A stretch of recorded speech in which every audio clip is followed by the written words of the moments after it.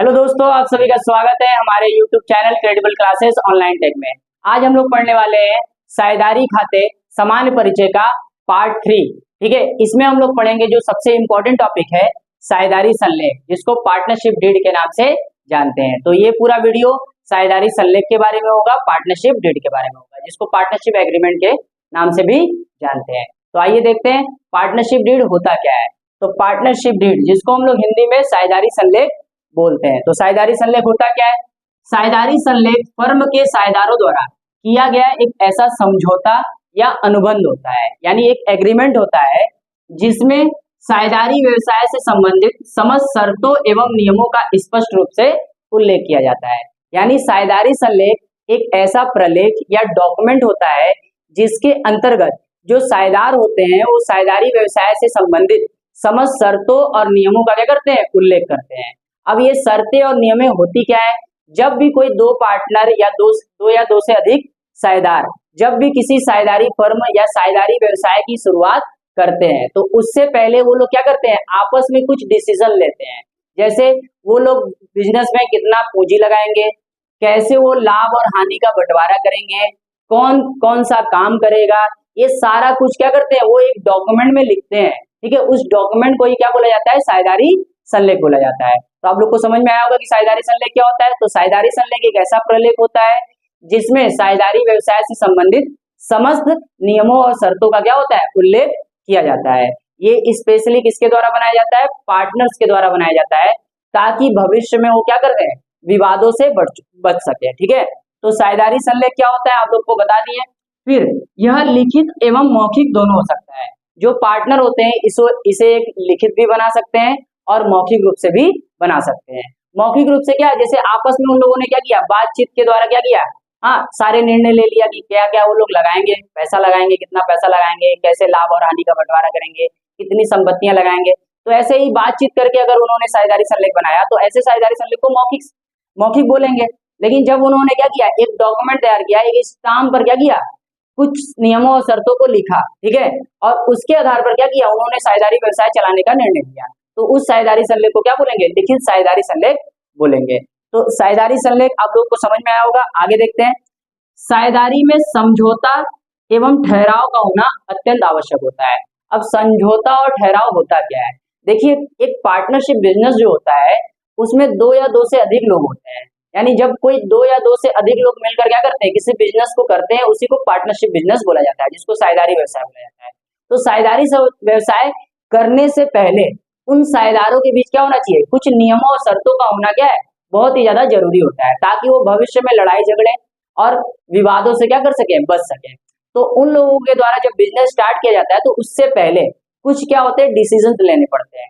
वो डिसीजन क्या होते हैं? जैसे कौन कौन सा कार्य करेगा, कितना वो पूंजी लगाएगा बिजनेस में, कितना संपत्ति लगाएगा, कौन ज्यादा डिसीजन लेगा, कौन कम डिसीजन लेगा, ये सारा कुछ वो लोग क्या करते हैं? एक डॉक्यूमेंट में लिखकर बनाते हैं, और उसी डॉक्यूमेंट को क्या बोलते हैं? साझेदारी संलेख बोला जाता है। तो ये साझेदारी संलेख क्या होता है? एक प्रकार का समझौता या ठहराव होता है साझेदारों के बीच, ताकि वो भविष्य में क्या कर सके? अपने बिजनेस को सुचारू रूप से चला सके। अब आगे क्या लिखा हुआ है? साझेदारी संलेख बनाने से भविष्य में विवाद की संभावना नहीं रहती। सही बात है। जब आप किसी बिजनेस को दो लोग मिलकर कर रहे हैं या दो से अधिक लोग मिलकर कर रहे हैं, अगर वो पहले से ही क्या करें? कुछ नियम और शर्तें क्या कर लें? बना लें या डिसाइड कर लें। ठीक है, तो भविष्य में क्या होगा? लड़ाई झगड़े होने की क्या होती है? संभावना कम होती है। ठीक है, तो इसीलिए क्या होता है? साझेदारी संलेख साझेदारी व्यवसाय में बनाया जाता है। कौन बनाता है? साझेदार बनाते हैं। तो आप लोग को समझ में आया होगा कि साझेदारी संलेख होता क्या है। अब साझेदारी संलेख में जो साझेदार होते हैं वो कौन कौन सी चीजों का उल्लेख करते हैं, यानी उसमें कितनी जो बातें हैं वो साझेदार क्या करते हैं? लिखते हैं। तो आइए उसके बारे में पढ़ते हैं। आइए देखते हैं। तो लिखा हुआ है कि साझेदारी संलेख में उल्लेखित बातें, यानी एक साझेदारी संलेख में कौन कौन से नियमों और शर्तों और बातों का उल्लेख साझेदार करते हैं, उनके बारे में हम लोग को पढ़ना है। तो आइए देखते हैं क्या होता है। पहला होता है फर्म का नाम और पता। तो सबसे पहले जब कोई साझेदार क्या होता है? साझेदारी संलेख बनाता है, तो सबसे पहले उसमें क्या उल्लेख करता है? फर्म का नाम और पता। और फर्म का नाम और पता ऐसा होना चाहिए जो किसी दूसरे फर्म के नाम और पते से न मिले। ठीक है, और कुछ राज्य सरकार और केंद्र सरकार द्वारा जो कुछ प्रतिबंधित नाम होते हैं, उनके नाम से आपको कभी भी फर्म का अपना नाम नहीं रखना चाहिए। तो किसी भी साझेदारी संलेख में सबसे पहले क्या होता है, जो साझेदार होते हैं वो फर्म के नाम और पते का क्या करते हैं, उल्लेख करते हैं। उसके बाद साझेदारों के नाम और पते, ठीक है, किसी भी साझेदारी संलेख में साझेदारों के नाम और पते का होना क्या है, अत्यंत आवश्यक है। फिर उसके बाद साझेदारी की अवधि।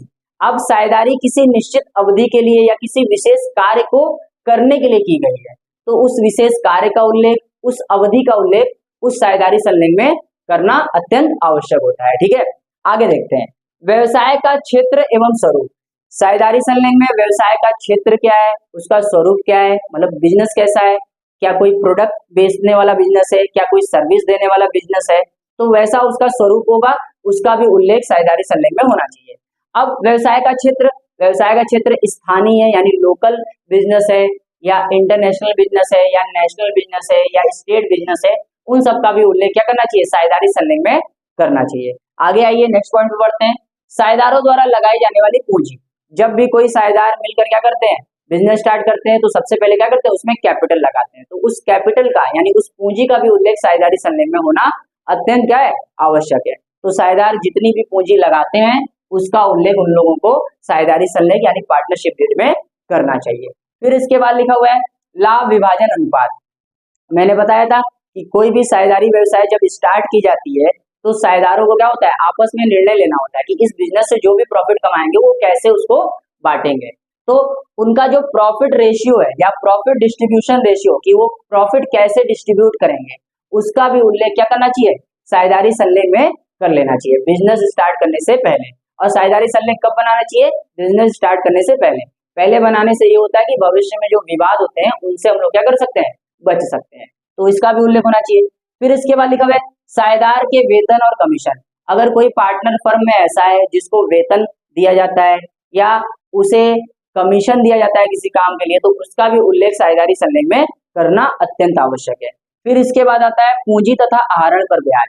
अगर साझेदारों ने क्या किया है, पूंजी फर्म में लगाया है, अगर उस पर वो ब्याज पाना चाहते हैं और ब्याज पाने के अधिकारी हैं, तो उसका भी उल्लेख साझेदारी संलेख में किया जाना आवश्यक है। फिर उसके बाद आहरण, अगर साझेदार प्रत्येक वर्ष या हर महीने क्या करते हैं, व्यवसाय से कोई ना कोई संपत्ति या माल या पैसा क्या करते हैं, आहरित करते हैं अपने व्यक्तिगत प्रयोग के लिए, तो उसका भी उल्लेख करना चाहिए और उस पर मिलने वाला या उस पर फर्म को मिलने वाले ब्याज का भी उल्लेख जरूर करना चाहिए। फिर इसके बाद लिखा हुआ है साझेदारों के अधिकार एवं कर्तव्य। बहुत ज्यादा इंपॉर्टेंट है, किसी भी साझेदारी संलेख में साझेदारों के क्या अधिकार होंगे, यानी वो फर्म में कौन कौन से अधिकार रखते हैं, उनके पास कौन कौन से चीजों के बारे में क्या है, जानकारियां हैं, या उनको कौन कौन से चीजों का क्या है उनके हाथों में दिया जा रहा है, तो वो सारा उल्लेख उसमें करना चाहिए। फिर कर्तव्य, उनके काम क्या है, उनकी रिस्पॉन्सिबिलिटी क्या है, उसका भी उल्लेख होना चाहिए। फिर साझेदारों का प्रवेश, अगर कोई नया साझेदार फर्म से जुड़ रहा है तो उसको कैसे जोड़ेंगे, उसको फर्म में कैसे प्रवेश देंगे, इसका भी उल्लेख साझेदारी संलेख में होना अत्यंत आवश्यक है। फिर इसके बाद अवकाश, अगर कोई साझेदार फर्म को छोड़कर जा रहा है यानी रिटायरमेंट ले रहा है, तो उसको रिटायरमेंट के समय उसकी पूंजी और संपत्ति उसे कैसे वापस की जाएगी, इसका भी उल्लेख साझेदारी संलेख में होना अत्यंत आवश्यक है। फिर उसके बाद मृत्यु, अगर किसी कारणवश किसी साझेदार की मृत्यु हो जाती है तो उसके उत्तराधिकारी को पूंजी यानी उस मृतक साझेदार के पूंजी और उसके संपत्ति को किस प्रकार से लौटाया जाएगा उसके उत्तराधिकारी को, इसका भी उल्लेख साझेदारी संलेख में स्पष्ट रूप से करना चाहिए। फिर इसके बाद साझेदारी का विघटन, कौन कौन सी ऐसी परिस्थितियां हैं जिसके कारण साझेदारी का विघटन हो जाएगा यानी साझेदारी टूट जाएगी, उन सारे परिस्थितियों का भी उल्लेख जरूर से जरूर साझेदारी संलेख में किया जाना चाहिए। जैसे कोई अगर साझेदार क्या हो, आतंकवादी निकल जाए या वो पागल हो जाए या वो क्या हो जाए, दिवालिया हो जाए, इंसॉल्वेंट हो जाए, तो ऐसी स्थिति में क्या होता है, साझेदारी का विघटन हो जाता है। तो इन सभी परिस्थितियों का भी उल्लेख साझेदारी संलेख में होना अत्यंत आवश्यक है। फिर इसके बाद खातों का रख रखाव, अब खाते किस प्रकार से बनाए जाएंगे, रखे जाएंगे, उन सब का भी उल्लेख साझेदारी संलेख में जरूर किया जाना चाहिए। इसके साथ साथ उनका अंकेक्षण, उनको ऑडिट कैसे किया जाएगा, ऑडिट करने के क्या मेथड्स होंगे, ये सब का भी उल्लेख साझेदारी संलेख में होना अत्यंत आवश्यक है। फिर इसके बाद साझेदारों द्वारा फर्म को ऋण देना, अगर कोई साझेदार फर्म को ऋण देता है, ठीक है, तो उसको कितना ब्याज मिलना चाहिए, या वो फर्म से ऋण लेता है तो उसको फर्म को कितना ब्याज देना चाहिए, ये सारा चीजों का उल्लेख साझेदारी संलेख में होना अत्यंत आवश्यक है। तो आप लोग को समझ में आया होगा कि साझेदारी संलेख होता क्या है। एक बार मैं फिर से आप लोग को बता दूं, साझेदारी संलेख एक ऐसा डॉक्यूमेंट या एक ऐसा प्रलेख होता है जिसे साझेदार बनाते हैं, जिसमें व्यवसाय से संबंधित या व्यवसाय के संचालन से संबंधित समस्त शर्तों एवं नियमों का क्या होता है, उल्लेख किया जाता है, ताकि भविष्य में जितने भी विवाद या लड़ाई झगड़े हो उनसे क्या किया जाता है, बचा जा सके। और ये क्या है, लिखित और मौखिक दोनों तरीके से बनाया जा सकता है। तो आप लोग को समझ में आया होगा कि साझेदारी संलेख क्या होता है। अब हम लोग पढ़ेंगे नेक्स्ट टॉपिक कि यदि कोई फर्म या साझेदार साझेदारी संलेख नहीं बनाते हैं तो उस स्थिति पर क्या होता है, साझेदारों के ऊपर या फर्म के ऊपर कौन कौन से नियम लागू होते हैं, उसके बारे में हम लोग पढ़ेंगे। तो आइए देखते हैं। यदि कोई साझेदारी फर्म साझेदारी संलेख नहीं बनाता है तो क्या क्या उसके ऊपर नियम लागू होंगे, उसके बारे में आइए पढ़ते हैं। तो यहाँ पे लिखा हुआ है कि साझेदारी संलेख के अभाव में लागू होने वाले नियम, यानी अगर कोई साझेदारी फर्म साझेदारी संलेख नहीं बनाता है तो उसके ऊपर कौन कौन से नियम लागू होंगे। तो आइए देखते हैं।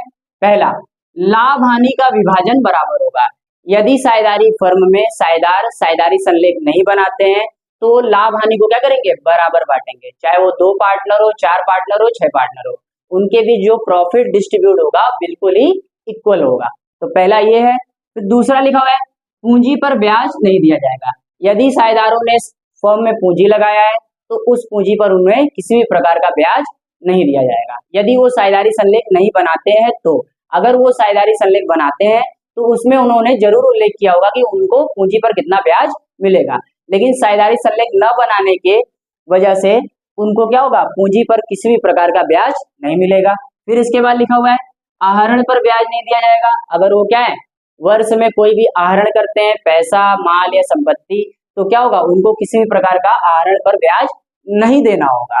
फिर इसके साथ साथ साझेदारों को वेतन और कमीशन नहीं दिया जाएगा फर्म के द्वारा। यदि कोई साझेदार फर्म को ऋण देता है, अगर कोई पार्टनर है वो क्या करता है, फर्म को लोन देता है, तो उसे फर्म से क्या होगा, 6% वार्षिक ब्याज मिलेगा। ये काफी इंपॉर्टेंट है, ध्यान में रखिएगा, मल्टीपल चॉइस क्वेश्चंस आते हैं यहाँ से। अगर कोई पार्टनर क्या करता है, फर्म को लोन देता है, तो उस लोन पर उसको क्या होगा, 6% इंटरेस्ट क्या होगा, पर एनम मिलेगा। तो ये आपको समझ में आया होगा। फिर आगे आइए देखते हैं, व्यवसाय के संचालन में सभी साझेदारों को भाग लेना होगा। यानी अगर कोई साझेदार है और वो क्या है, व्यवसाय के संचालन में भाग नहीं ले रहा है, ठीक है, अगर साझेदारी संलेख नहीं बनाया गया तो उसको भाग लेना होगा। तो जितने भी साझेदार फर्म के होंगे सभी को क्या होगा, व्यवसाय के हर एक क्रियाओं में भाग लेना अनिवार्य हो जाएगा अगर साझेदारी संलेख वो नहीं बनाते हैं तो। फर्म की पुस्तकों और खातों तक पहुंच, हर एक साझेदार का ये अधिकार होगा कि वो फर्म की पुस्तकों को देख सकता है, उसकी जांच कर सकता है, उसका एक फोटोकॉपी अपने पास रख सकता है, तो ये उसको अधिकार मिलेगा अगर वो साझेदारी संलेख नहीं बनाते हैं तो। नए साझेदार का प्रवेश, अगर कोई फर्म से नया साझेदार जुड़ना चाहता है तो बने हुए साझेदारों से क्या होगा, अनुमति लेना पड़ेगा। तो जब तक सभी साझेदार अनुमति नहीं देंगे तब तक कोई नया साझेदार फर्म में प्रवेश नहीं लेगा, अगर साझेदारी संलेख नहीं बनाया जाता है तो ऐसा होगा, ठीक है। किसी साझेदार की मृत्यु होने पर साझेदारी का अंत हो जाएगा। अगर क्या है, साझेदारी संलेख नहीं बनाया गया है तो क्या माना जाएगा कि साझेदारी में अगर किसी साझेदार की मृत्यु होगी तो उसे क्या होगा, उस समय साझेदारी का अंत हो जाएगा। फिर इसके बाद भारतीय साझेदारी अधिनियम 1932 लागू होगा। कहने का मतलब ये है कि अगर पार्टनर्स फर्म में साझेदारी संलेख यानी पार्टनरशिप डीड या पार्टनरशिप एग्रीमेंट नहीं बनाते हैं तो उनके ऊपर भारतीय साझेदारी अधिनियम 1932 की सारी धाराएं लागू होंगी। तो आप लोग को समझ में आया होगा कि यदि फर्म साझेदारी संलेख नहीं बनाती है तो उसके अभाव में कौन कौन से नियम लागू होते हैं। तो आप लोग को इस वीडियो में मैंने साझेदारी संलेख पढ़ाया, साझेदारी संलेख में उल्लेखित बातें पढ़ाई। यदि कोई फर्म साझेदारी संलेख नहीं बनाता है तो उसके ऊपर कौन कौन से नियम लागू होते हैं वो पढ़ाया। अब हम लोग नेक्स्ट वीडियो में मिलेंगे साझेदारी खाते, यानी किसी फर्म में कौन कौन से खाते खोले जाते हैं, साझेदारी फर्म में कौन कौन से खाते खोले जाते हैं। आगे आने वाले वीडियो में हम लोग उसके बारे में डिस्कस करेंगे। अगर आपको ये वीडियो अच्छा लगा तो इस वीडियो को लाइक करिए, कोई भी डाउट हो तो कमेंट करिए और हमारे चैनल को सब्सक्राइब करना ना भूलें। अभी के लिए अलविदा, जय हिंद, जय भारत।